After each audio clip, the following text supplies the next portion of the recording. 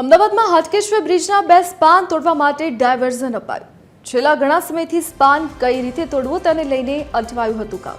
Span તોડવા માટે ભારે વાહન ઉપર પ્રતિબંધ મૂકવામાં આવ્યો છે। ડાયવર્ઝનના કારણે વાહન ચાલકોને હાલાકી પડી રહી છે।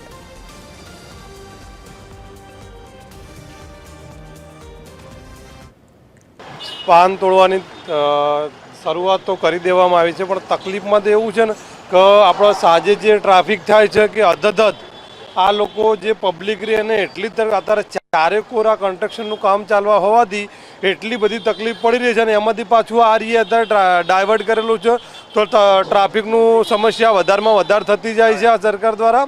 તો મારું કહેવું એવું છે કે જેટલું બને તેટલું આ સ્પાન તોડવામાં એ ઉતાવળ કરે।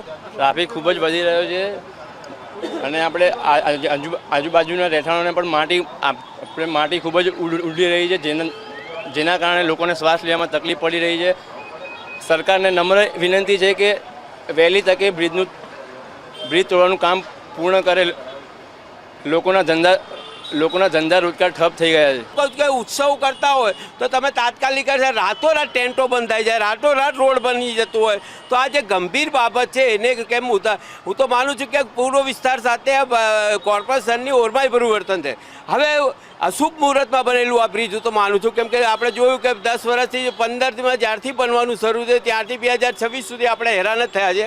અમદાવાદનો વિવાદિત હાટકેશ્વર બ્રિજ જેને છેલ્લા ઘણા સમયથી જે તોડવાની કામગીરી જે છે કરવામાં આવી રહી છે, પરંતુ જે પ્રમાણે વાત કરવામાં આવે તો હવે જે બે મુખ્ય જે સ્પાન જે છે તેને તોડવાની જે કામગીરી જે છે જે કોન્ટ્રાક્ટરો દ્વારા કરવામાં આવી રહી છે, પરંતુ સ્થાનિક લોકો દ્વારા માંગ કરવામાં આવી છે કે આ જે સ્પાન વહેલી તકે જે છે તોડી દેવામાં આવે, જેના લીધે અમદાવાદ મ્યુનિસિપલ કોર્પોરેશન દ્વારા આ જે ટ્રાફિક ડાયવર્ઝન પણ આપવામાં આવ્યું છે, જેના કારણે લોકોને વધુ તકલીફ ન પડે।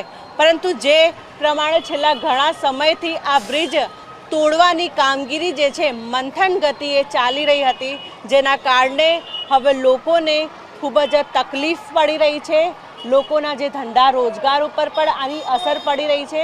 એટલે સ્થાનિકો દ્વારા જે છે માંગ કરવામાં આવી છે કે જે આ હાટકેશ્વર બ્રિજ સંપૂર્ણપણે જે છે વહેલી તકે તોડી દેવામાં આવે, જેનાથી સ્થાનિક લોકોને રાહત મળે।